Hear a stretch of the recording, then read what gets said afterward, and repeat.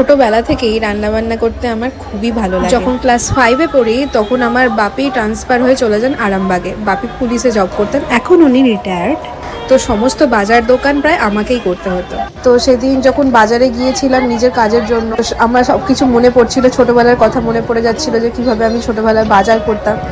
তারপর ফিরেই এখানে আমার বাড়ির সামনে পুরো বাচ্চাগুলো থাকে, তো ওদের প্রতিদিন ওদের সাথে আমার দেখা হয়, আমি ওদের আদর করি, কিছু খেতে দিই। তো ওরা আমার জন্য ওয়েট করছিল। 8 জন থাকে আপাতত। সেদিন একটু আমার সন্ধে হয়ে গিয়েছিল বলে ওরা মনে হয় 3-4 জনই ছিল। যেহেতু আমি বাচ্চাগুলোকে প্রচণ্ড ভালোবাসি, তাই আমি যেখানেই যাই ওরা আমাকে ঠিক খুঁজে নেয়, সেটা যে কোনো আননোন এলাকা হলেও সেখানেও। সেদিন আমি চিকেন মালাই কাবাব বানিয়েছিলাম আর বিরিয়ানি বানিয়েছিলাম। তো আমি পরপর ছোট ছোট করে ক্লিপ নিয়ে দেখাচ্ছি যে কীভাবে আমি কাজগুলো করছিলাম আর কি। তো তোমরা কে কে এরকমভাবে বাজার করো? আবার বাজার শুধু করলেই হবে না, সেই বাজার করতে করতে মাঝে মধ্যে মাকে ভিডিও কল করতে হয়, কারণ মা তো আমার থেকে দূরে থাকে।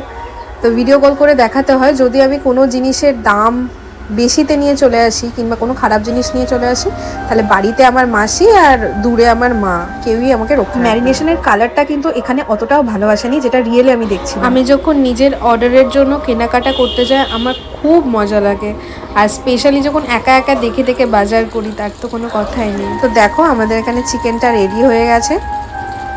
চিকেনের ভিডিওটা আমি দেখিয়েছি, চিকেন রেডি হয়ে গেছে, ওখানে বেরেস্তা আছে, এখানে মালাই কাবাব রেডি হচ্ছে, আর এই দেখো বিরিয়ানিও রেডি হয়ে গেছে।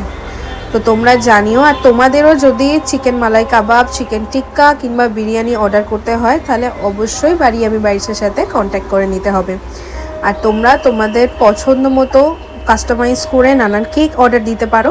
তো সেটা আমাকে অবশ্যই বিরিয়ানির অর্ডার হলে 2 দিন আগে, কেকের অর্ডার হলে 1 দিন আগে, মানে আগের দিন সকালবেলা অর্ডার দিতে হবে। প্লিজ তোমরা আমার পেজটাকে ফলো করে আমাকে সাপোর্ট করো। তোমাদের সাপোর্ট ছাড়া আমি কিন্তু এগোতে পারবো না।